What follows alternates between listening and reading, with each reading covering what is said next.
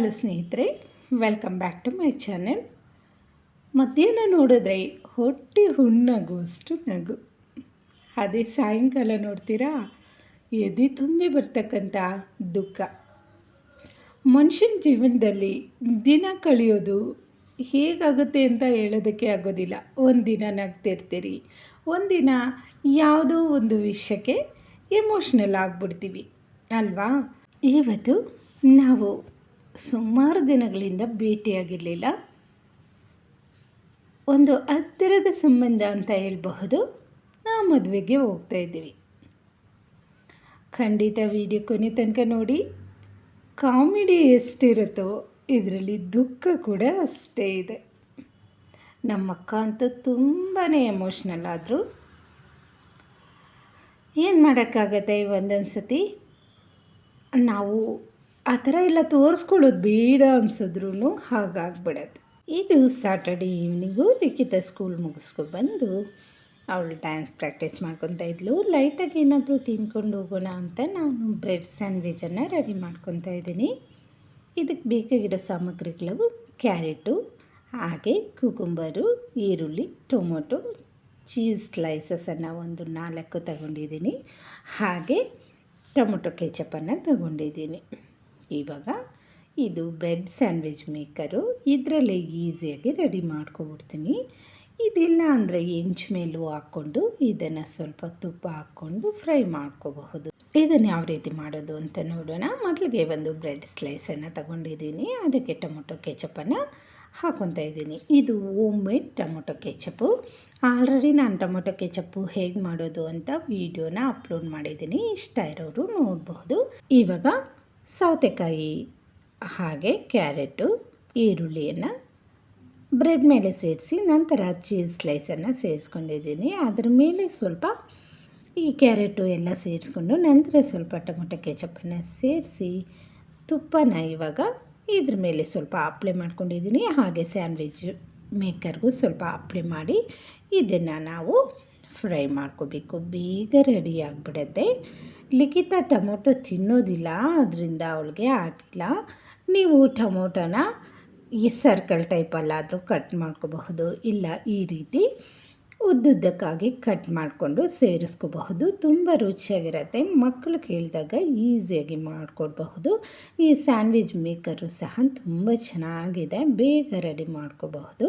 ಇದನ್ನು ಮಾಡ್ಕೊಳ್ಳೋದಕ್ಕೆ sandwich maker ಬೇಕು ಅಂತ ಏನಿಲ್ಲ. ಇಲ್ಲ ಅನ್ನೋರು ಹೆಂಚು ಮೇಲೆ ಸ್ವಲ್ಪ ತುಪ್ಪ ಹಾಕ್ಕೊಂಡು ಇದನ್ನು 2 ಕಡೆ ಫ್ರೈ ಮಾಡ್ಕೋಬಹುದು. ಚೀಸು ಒಳಗಡೆ ಚೆನ್ನಾಗಿ ಮೆಲ್ಟ್ ಆಗಿರುತ್ತೆ. ಮಕ್ಕಳಿಗೂ ಸಹ ತುಂಬ ಇಷ್ಟ ಆಗುತ್ತೆ. ಲಿಖಿತಗೂ ಸಹ ಸಖತ್ ಇಷ್ಟ ಆಯಿತು. ಇದು ಸ್ಯಾಂಡ್ವಿಚ್ ಮೇಕರಲ್ಲಿ ಮಾಡಿರೋದ್ರಿಂದ ಕ್ರಿಸ್ಪಿಯಾಗಿ ತುಂಬ ಚೆನ್ನಾಗಿರುತ್ತೆ. ಒಳಗಡೆ ವೆಜಿಟೇಬಲ್ಸ್ ಎಲ್ಲ ಸಾಫ್ಟಾಗಿ ಬೆಂದಿರುತ್ತೆ. ಒಂದು 2-3 ನಿಮಿಷದಲ್ಲಿ ಇದು ರೆಡಿ ಆಗಿಬಿಡುತ್ತೆ. ನಮ್ಮ ಮನೆಯವರು ಸ್ಯಾಂಡ್ವಿಚ್ ತಿನ್ನೋದಿಲ್ಲ, ಅವ್ರಿಗೋಸ್ಕರ ಸ್ಟ್ರಾಬೆರೀಸನ್ನು ಕಟ್ ಮಾಡಿದ್ದೀನಿ. ತುಂಬ ಫ್ರೆಶ್ ಆಗಿತ್ತು, ಹಾಗೆ ಚೆನ್ನಾಗಿ ಹಣ್ಣಾಗಿತ್ತು ಸ್ಟ್ರಾಬೆರೀಸು. ಆದಷ್ಟು ಇವನ್ನು ತಂದಾಗ ಚೆನ್ನಾಗಿ ನೀರಲ್ಲಿ ಸ್ವಲ್ಪ ಉಪ್ಪನ್ನು ಹಾಕ್ಬಿಟ್ಟು ಸ್ವಲ್ಪ ಹೊತ್ತು ನೆನೆಸಿ ನಂತರ ತೊಳೆದು ಮಕ್ಕಳಿಗೆ ಕೊಡಬೇಕು. ಡೈರೆಕ್ಟಾಗಿ ಕೊಡೋಕ್ಕೆ ಹೋಗಬೇಡಿ. ಲಿಖಿತನೂ ಸಹ ಇದನ್ನು ಇಷ್ಟಪಟ್ಟು ತಿಂತಾಳೆ. ಮಕ್ಕಳಿಗೆ ಹೆಚ್ಚು ವಿಟಮಿನ್ ಸಿ ಬೇಕಾಗಿರುತ್ತೆ. ಇವರ ಕಣ್ಣಿನ ಆರೋಗ್ಯ ಹಾಗೆ ಕೂದಲಿನ ಬೆಳವಣಿಗೆಗೆ, ರೋಗ ನಿರೋಧಕ ಶಕ್ತಿಯನ್ನು ಹೆಚ್ಚು ಮಾಡ್ಕೊಳ್ಳೋದಕ್ಕೆ ವಿಟಮಿನ್ ಸಿ ಇರ್ತಕ್ಕಂಥ ಪದಾರ್ಥಗಳನ್ನು ಮಕ್ಕಳಿಗೂ ಸಹ ಹೆಚ್ಚಾಗಿ ಕೊಡಬೇಕು. ಈ ಸೀಸನಲ್ಲಿ ಬೇಗ ನೆಗಡಿ ಎಲ್ಲ ಸ್ಟಾರ್ಟ್ ಆಗಿಬಿಡುತ್ತೆ, ಕೋಲ್ಡ್ ಇರುತ್ತಲ್ವ. ಇನ್ನೇನು ಈವ್ನಿಂಗು ನಾವು ರೆಡಿ ಆದ್ವಿ. ಇವತ್ತು ಮದುವೆ ಇತ್ತು, ಅದಕ್ಕೆ ಹೋಗೋಣ ಅಂತ ರೆಡಿ ಆಗ್ತಾಯಿದ್ದೀವಿ. ಹಾಗೆ ಊರ ಹತ್ರ ಒಂದು ಗೃಹ ಪ್ರವೇಶ ಸಹ ಇದೆ. ನಮ್ಮಕ್ಕ ಚಿಕ್ಕಕ್ಕ ಅವ್ರ ಊರು ಹಾಗೆ ನಮ್ಮೂರು ಹತ್ರ ಬರುತ್ತೆ. ಅಲ್ಲಿ ಹೋಗೋಣ ಅಂತ ನಮ್ಮೂರ ಹತ್ರ ಹೋಗಿ ಮತ್ತೆ ಅಲ್ಲಿ ಹೋಗೋಣ ಅಂತ ರೆಡಿಯಾಗಿದ್ದೀವಿ. ಲಿಖಿತ ನೋಡಿ ಈ ರೀತಿ ರೆಡಿಯಾಗಿದ್ದಾಳೆ. ಡ್ರೆಸ್ಸು ತುಂಬ ಚೆನ್ನಾಗಿ ಕಾಣಿಸ್ತಾಯಿತ್ತು. ಲಿಖಿತ ಡ್ರೆಸ್ ಹೇಗಿತ್ತು ಅಂತ ಕಮೆಂಟ್ ಮಾಡೋದನ್ನು ಮರಿಬೇಡಿ. ನಾನು ಸಹ ಅವತ್ತು ಸೇಮ್ ಕಲರನ್ನು ಹಾಕ್ಕೊಂಡಿದ್ದೆ. ಅದಕ್ಕೆ ಲಿಖಿತ ಹೇಳ್ತಾಯಿದ್ಲು, ಅಮ್ಮ ಸೇಮ್ ಪಿಂಚಮ್ಮ ಅಂತ ಹೇಳ್ತಾಯಿದ್ಲು. ನಮ್ಮ ಮನೆಯವರು ಹಾಗೆ ನಮ್ಮ ಅಕ್ಕನ ಮಗ ವಿವಿಗೂ ರೆಡಿ ಆಗ್ತಾಯಿದ್ರು. ಅಷ್ಟರೊಳಗಡೆ ನಾವು ಇನ್ಸ್ಟಾಗ್ರಾಮ್ಗೆ ಸ್ವಲ್ಪ ರೀಲ್ಸನ್ನು ಮಾಡ್ಕೊಳ್ಳೋಣ ಅಂತ ನಾನು ಲಿಖಿತ ಮಾಡ್ಕೊತಾ ಇದ್ವಿ. ಜೊತೆಗೆ 2 ಪಿಕ್ಸನ್ನು ಸಹ ತಗೊಂಡ್ವಿ. ಸೇಮ್ ಕಲರ್ ಡ್ರೆಸ್ ಹಾಕ್ಕೊಂಡಿದ್ವಲ್ಲ, ಅದಕ್ಕೆ ಚೆನ್ನಾಗಿ ಬಂದಿತ್ತು.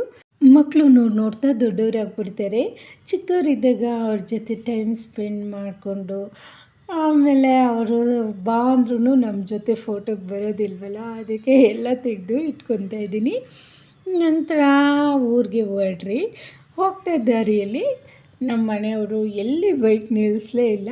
ಅವ್ರ ಊರಿಗೆ ಹತ್ರ ಹೋದ್ವಿ. ಆವಾಗ ಗಾಡಿನ ನಿಲ್ಲಿಸಿದ್ರು. ನಾವು ಹೇಗಿದ್ದೀವಿ ಅಂತ ನೋಡ್ಕೊಳ್ಳೇ ಇಲ್ಲ. ತುಂಬ ಗಾಳಿ ಇತ್ತಲ್ವಾ, ಅದಕ್ಕೆ ಸ್ವಲ್ಪ ಹೊತ್ತು ಹಾಗೇ ನೋಡ್ಕೊತಾ ಇದ್ವಿ. ಕೂದಲೆಲ್ಲ ಈ ರೀತಿ ಬಂದ್ಬಿಟ್ಟಿದೆ. ಹಾಗೆ ಕಾಮಿಡಿ ಮಾಡಿಕೊಂಡು ಒಬ್ಬರು ನೋಡಿಕೊಂಡು ನಗಾಡಿಕೊಂಡು ಹೋಗ್ತಾ ಇದ್ದೀವಿ. ಇವಾಗ ನೋಡಿ ನಮ್ಮ ಅಕ್ಕ ಮಗ ವಿವೇಕು, ಅವನು ಕಟಿಂಗ್ ಮಾಡಿಸ್ಕೊಂಬಂದಿದ್ದ. ಅದೇನಾಗಿದೆ ಅಂದರೆ ಸೇಮ್ ಮಶ್ರೂಮ್ ಕಟಿಂಗ್ ಥರ ಬಂದ್ಬಿಟ್ಟಿದೆ. ಈ ಗಾಳಿಗೆ ನಕ್ಕು ಹೊಟ್ಟೆ ಅಂತೂ ಹುಣ್ಣಾಯಿತು. ಎಷ್ಟು ಕಾಮಿಡಿ ಇತ್ತು ಅಂದರೆ ಅವನು ತೆಗಿಬೇಡ ಅಂತ ಹೇಳ್ತಾ ಇದ್ದ. ನಾನು ಏನೂ ಆಗಲ್ಲ ಬಿಡ್ಕೊಳ್ಳೋದು, ಚೆನ್ನಾಗಿದೆ ನಿನ್ನ ಕಟಿಂಗು.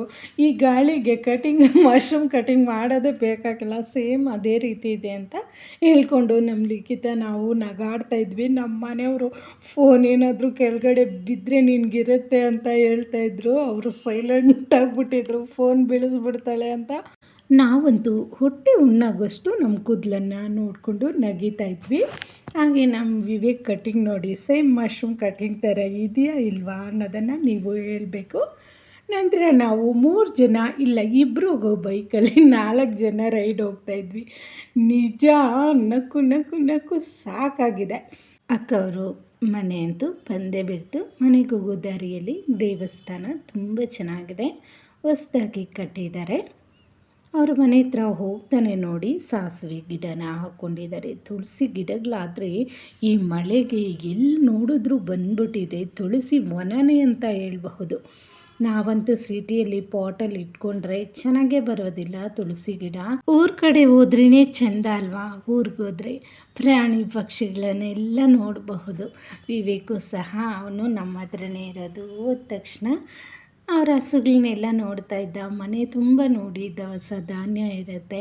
ಅವ್ರ ಕೈಯಾರೆ ಅವರೇ ಬೆಳೆನ ಬೆಳೆದು 4 ಜನಕ್ಕೆ ಅವರು ಕೊಡ್ತಾರೆ, ಅವರು ತಿಂತಾರೆ. ಇದಕ್ಕಿಂತ ಶ್ರೀಮಂತಿಕೆ ಏನು ಬೇಕಾಗುತ್ತೆ ಹೇಳಿ. ನಮ್ಮ ಲಿಖಿತ ಅವಳದು ಕೂಲಿಂಗ್ ಗ್ಲಾಸು ತೆಗ್ದಲ್ಲಿಟ್ಟಿದ್ಲು. ನಾನು ಸ್ವಲ್ಪ ಹೊತ್ತು ಹಾಕ್ಕೊಂಡು ಸ್ವಲ್ಪ ಫೋಟೋಸನ್ನು ತಗೊಂಡು ಫೋಸುಗಳನ್ನು ಕೊಡ್ತಾಯಿದ್ದೆ. ನಮ್ಮ ಲಿಖಿತ ಹೇಳ್ತಾಯಿದ್ಲು, ಚೆನ್ನಾಗಿ ಕಾಣ್ತಾಯಿತ್ತಮ್ಮ ಅಂತ. ಅದಕ್ಕೆ ನಮ್ಮನೆಯವ್ರು ಹೇಳ್ತಾಯಿದ್ರು, ಇವಳಿಗೆ ಕೂಲಿಂಗ್ ಗ್ಲಾಸ್ ತಗೊಟ್ಟಿದ್ದೆ. ನಾನೇನು ಮಾಡಿದೆ ಅಂದರೆ ನಮ್ಮ ಮಾವಗೆ ಕೊಟ್ಟೆ. ಆವಾಗ ನಮ್ಮ ಮಾವ ಬಿಸಿಲಲ್ಲಿ ಹೋಗ್ತಾಯಿದ್ರು. ಅವಾಗ ನಮ್ಮದು ಕುರಿಗಳಿತ್ತು. ನಮ್ಮ ಮಾವಗೆ ಕೊಟ್ಟರೆ ನಮ್ಮ ಮಾವ ಯಾರಿಗೂ ಕೊಟ್ಬಿಟ್ಟಿದ್ರು. ಅದು ಹೇಳ್ತಾಯಿದ್ರು, ಇವಳಿಗೆ ಕೊಟ್ಟರೆ ಇವಳು ಇಟ್ಕೊಳ್ಳೋದಿಲ್ಲ. ನಮ್ಮ ಮಾವಗೆ ಕೊಟ್ಟಿದ್ದೆ, ಅವರು ಇಟ್ಕೊಂಡಿರಲಿಲ್ಲ, ಬೇರೆ ಯಾರಿಗೂ ಕೊಟ್ಬಿಟ್ಟಿದ್ರು. ಅದಕ್ಕೆ ನಮ್ಮ ಮನೆಯವರು ಹಾಗೆ ಹೇಳ್ತಾಯಿದ್ರು.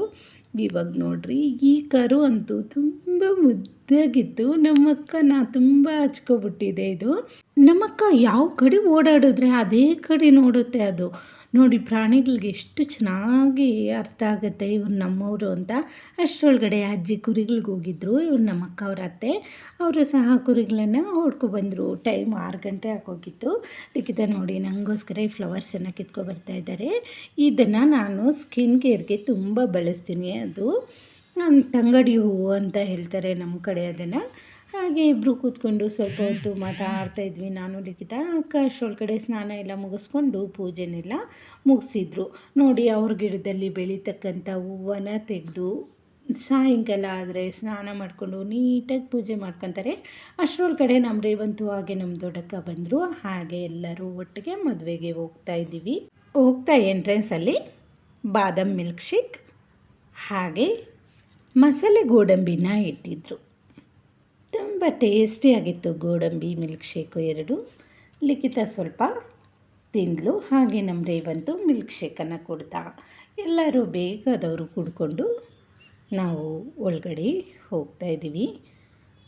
ನಮ್ಮಕ್ಕ ಅವರಿಬ್ಬರು ಕೂತ್ಕೊಂಡಿದ್ದಾರೆ. ಸ್ವಲ್ಪ ಬೇಗನೆ ಹೋಗಿದ್ವಿ, ಆವಾಗೆ ಬರ್ತಾಯಿದ್ರು ಜನ ಎಲ್ಲ. ನೋಡಿ ಈ ರೀತಿ ರೆಡಿಯಾಗಿದ್ದೀವಿ. 3 ಹೋಗಿದ್ವಿ ಅಕ್ಕ ತಂಗಿರು. ಇದು ನಮ್ಮಮ್ಮನ ತಮ್ಮನ ಮಗನ ಮದುವೆ. ನಾವು ಸುಮಾರು ದಿನಗಳಾಗಿತ್ತು ಅವರು ನಮ್ಮ ಜೊತೆ ಹೆಚ್ಚಾಗಿ ಮಾತಾಡ್ತಾ ಇರಲಿಲ್ಲ, ನಾವು ಸಹ ಹೋಗ್ತಾ ಇರಲಿಲ್ಲ. ಇವರೇ ನಮ್ಮಮ್ಮ ಅವರ ತಮ್ಮ. ಅವ್ರು ನೋಡಿ ನಮ್ಮ ಅಕ್ಕ ಅಂತೂ ಎಮೋಷ್ನಲ್ ಆಗಿಬಿಟ್ಲು. ನಮ್ಮನ್ನು ನೋಡಿದ್ದೇ ಥರ ನಮ್ಮ ಮಾವ ಬೇಗ ಬಂದರು, ಸ್ಟೇಜ್ ಮೇಲೆ ಇದ್ದವರು ಬಂದು ಅತ್ತೆನ ಸಹ ಕರ್ಕೊಬಂದರು. ಇಬ್ಬರು ಮಾತಾಡಿ ಹಾಗೆ ಸ್ವಲ್ಪ ಫೋಟೋಸನ್ನೆಲ್ಲ ತಗೊಂಡ್ವಿ. ನೋಡಿ ನಮ್ಮ ಮಾವ ಮಗ ಇವರೇ, ಸೇಮ್ ನಮ್ಮ ಚಿಕ್ಕಕ್ಕ ಕಾಣಿಸ್ದಂಗೆ ಕಾಣಿಸ್ತಾ ಇದ್ದಾರೆ. ರಕ್ತ ಸಂಬಂಧಗಳು ಎಲ್ಲಿದ್ರೂ ಯಾವಾಗಲಾದರೂ ಒಂದು ಕಡೆ ಸೇರಲೇಬೇಕು, ಒಂದಾಗಲೇಬೇಕು. ನಮ್ಮ ಅತ್ತೆ ಮಗಳಿವರು ತುಂಬ ಇಷ್ಟಪಟ್ಟು ಮಾತಾಡಿದ್ಲು. ಹಾಗೆ ನೀವು ಹೋಗಬೇಡಿ ಇರಿ ಅಂತ ಹೇಳಿದ್ಲು. ಹಾಗೆಯೇ ನಮ್ಗೆ ಹೇಳ್ದಿರ ಇಲ್ಲ ನಾವು ಹೊರಟು ಬಿಟ್ಟೇರಿ, ಕುಂಕುಮ ಇಟ್ಕೊಂಡು ಹೋಗಬೇಕು, ಹಾಗೆ ಹೋಗಬೇಡಿ ಅಂತ ಹೇಳಿದ್ಲು. ನಾವಿಲ್ಲ ಊಟ ಮುಗಿಸ್ಕೊ ಬರ್ತೀವಿ ಅಂತ ಹೇಳಿ ಊಟಕ್ಕೆ ಹೋದ್ವಿ. ಊಟನೂ ಸಹ ತುಂಬ ಚೆನ್ನಾಗಿ ಮಾಡಿಸಿದ್ರು. ಸುಮಾರು ಜನ ಬಂದಿದ್ದರು, ತುಂಬ ರಶ್ ಇತ್ತು. ಹಾಗೆ ಊಟ ಎಲ್ಲ ಮುಗಿಸ್ಕೊಬಂದು ಸ್ವಲ್ಪ ಹೊತ್ತು ನಮ್ಮ ಅತ್ತೆ ಮಗಳು ನಮ್ಮ ಅಕ್ಕ ಅವರು ಮಾತಾಡ್ತಾ ಇದ್ದಾರೆ. ನಮ್ಮ ದೊಡ್ಡಕ್ಕ ಅಂತೂ ಹತ್ಕೊಂಡೇ ಬಿಟ್ಲು ಅವಳು ನೋಡಿ. ಹೀಗೆ ಎಲ್ಲರೂ ಮಾತಾಡ್ಕೊತ ಹೀಗೆ ಇರೋದು ಬೇಡ, ಬರ್ತಾ ಇರೋಣ, ಹೋಗ್ತಾ ಇರೋಣ, ಎಲ್ಲರೂ ಒಟ್ಟಿಗೆ ಇರೋಣ ಅಂತ ಅವಳು ಹೇಳ್ತಾ ಇದ್ಲು. ಹಾಗೆ ನಮ್ಮವ್ವರ್ಗೂ ಸೀರೆ ಎಲ್ಲ ತಂದಿದ್ರು, ಕೊಟ್ಟು ಪ್ರೀತಿಯಿಂದ ಅವರು ನಮ್ಮನ್ನು ಕಳಿಸ್ಕೊಟ್ರು. ನನಗೂ ಸಹ ಸ್ವಲ್ಪ ನಾನು ತುಂಬ ದಿನ ಆಗಿತ್ತು, ಸಾಮಾನ್ಯವಾಗಿ ನಾನು ಆಡೋದೇ ಇಲ್ಲ, ನನಗೂ ಸಹ ಸ್ವಲ್ಪ ದುಃಖ ಆಯಿತು. ನೋಡ್ರಿ ಎಷ್ಟು ಚೆನ್ನಾಗಿ ಮದುವೆ ಮಾಡಿದ್ರು ಗೊತ್ತಾ, ಎಷ್ಟು ದೊಡ್ಡ ಚೌಲ್ಟ್ರಿ ಇದು. ಕೋಲಾರಲ್ಲಿ ಬರುತ್ತೆ, ಕೋಲಾರ ಮಾಲೂರು ರೋಡಲ್ಲಿ ಬರುತ್ತೆ ಪದ್ಮ ಚೌಲ್ಟ್ರಿ ಅಂತ. ಯಾರ್ಯಾರೆಲ್ಲ ಹೋಗಿದ್ರಿ ಈ ಚೌಲ್ಟ್ರಿಗೆ ಅನ್ನೋದನ್ನು ಕಮೆಂಟ್ ಮಾಡಿ. ಮದುವೆನೂ ಅಷ್ಟೇ ತುಂಬ ಚೆನ್ನಾಗಿ ನಡೀತು. ಹಾಗೆ ಸುಮಾರು ಜನ ಸೇರಿದರು. ನಮಗೆ ಹೋಗಿದ್ದಕ್ಕೂ ಸಹ ತುಂಬ ಖುಷಿಯಾಯಿತು. ನಮಗೆ ಹಳೆ ನೆನಪುಗಳೆಲ್ಲ ನೆನಪಾಗ್ತಾಯಿತ್ತು. ಹಾಗೆ ಎಲ್ಲ ನೆನಪುಗಳನ್ನು ಹೊತ್ತುಕೊಂತ ಮನೆ ಕಡೆ ಬಂದ್ವಿ. ಮನುಷ್ಯನ ಜೀವನನೇ ಹಾಗಲ್ವಾ, ಒಂದು ದಿನ ಇದ್ದ ಹಾಗೆ ಇನ್ನೊಂದು ದಿನ ಇರೋದಿಲ್ಲ. ವೀಕ್ಷಕರೇ, ಇದಾಗಿತ್ತು ಇವತ್ತಿನ ವಿಡಿಯೋ. ನೆಕ್ಸ್ಟ್ ವಿಡಿಯೋದೊಂದಿಗೆ ಮತ್ತೆ ಸಿಗೋಣ. ಈ ವಿಡಿಯೋ ನಿಮಗೇನಾದರೂ ಇಷ್ಟ ಆಗಿದ್ದರೆ ಒಂದು ಲೈಕ್ ಕೊಡೋದನ್ನು ಮರಿಬೇಡಿ. Thank you for watching.